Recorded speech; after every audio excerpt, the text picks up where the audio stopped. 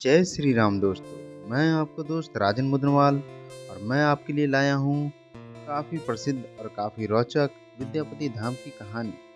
तो इस कहानी को ध्यानपूर्वक श्रद्धापूर्वक जरूर सुनिएगा। तो विद्यापति धाम, जिसे मैथिल धाम भी कहा जाता है, यह मंदिर कामना लिंग के रूप में प्रसिद्ध है और यहाँ भगवान शिव के साथ विद्यापति की भी पूजा की जाती है। कहा जाता है कि विद्यापति की भक्ति से प्रसन्न होकर भगवान शिव उनके घर नौकर बनकर भी रहे थे। यहाँ गंगा नदी भी विद्यापति से मिलने आई थी, जिससे इस स्थान का महत्व और भी ज्यादा बढ़ गया।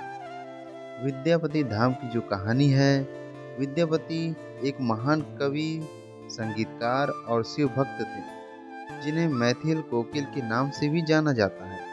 वे मिथिला क्षेत्र के लोक व्यवहार में प्रयोग होने वाले गीतों में आज भी जीवित हैं।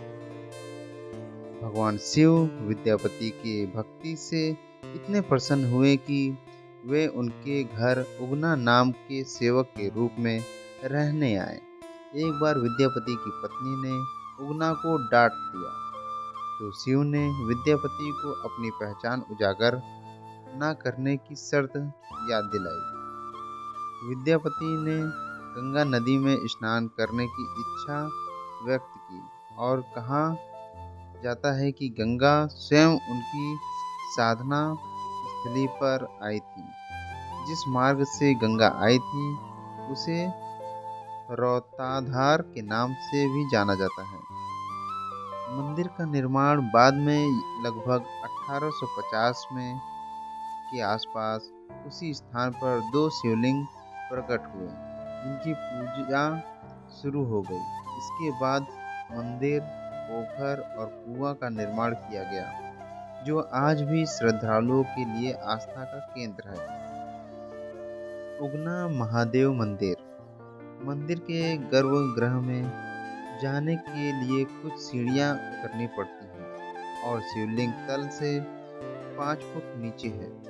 यहाँ माघ कृष्ण पक्ष में नरक निवारण चतुर्दशी पूर्व धूमधाम से मनाया जाता है। मंदिर परिसर में यज्ञशाला, संस्कारशाला, सरोवर और कुआं भी है।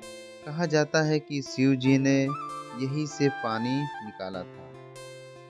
सावन में विशेष महत्व भी है इसका। सावन के महीने में यहाँ बड़ी संख्या में श्रद्धालु जलाभिषेक करने आते हैं। यहाँ की नेपाल से भी श्रद्धालु आते हैं। बिहार का देवघर भी इसे कहा जाता है दोस्तों। विद्यापति धाम को बिहार का देवघर भी कहा जाता है और यहाँ भक्ति का तीर्थ स्थल भी है।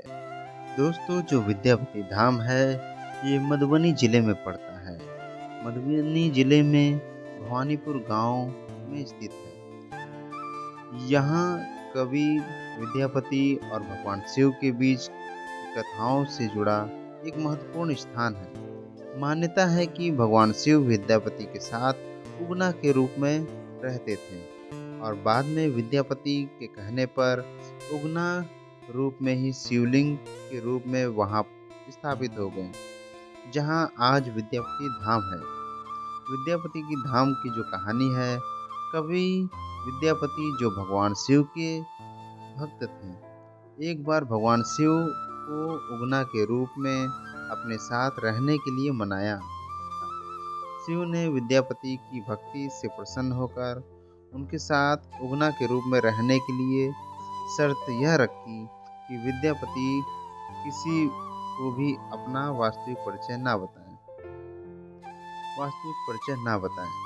क्योंकि अगर वो वास्तविक परिचय अपना देते हैं तो वो उसी समय अंतर्ध्यान हो जाते हैं। फिर विद्यापति के साथ जो उगना रूपी भगवान शिव थे, वो उनके घर उनके साथ रहा करते थे। जब वो कभी अपना गीत गाया करते थे, भजन कीर्तन किया करते थे, तो महादेव उसे बहुत ही उगना रूपी में सुना करते थे, मगन हो जाया करते थे। लेकिन एक बार ऐसा हुआ कि जो उनकी पत्नी थी सुशीला, उन्होंने उगना से कुछ काम कहा और उगना ने सुना नहीं, क्योंकि वो भक्ति में डूबे हुए थे, क्योंकि कवि जो विद्यापति थे वो गीत गा रहे थे और वो उसी में मगन थे। तो सुशीला ने आवाज़ देने पर जब नहीं सुने, तो उन्होंने जलता हुआ लकड़ी का जो चैला होता है उससे उनको मारा। उनको मारने के बाद जो कवि थे उन्होंने देखा कि जो सुशीला हैं वो उनको उसी चैले से मार रही हैं।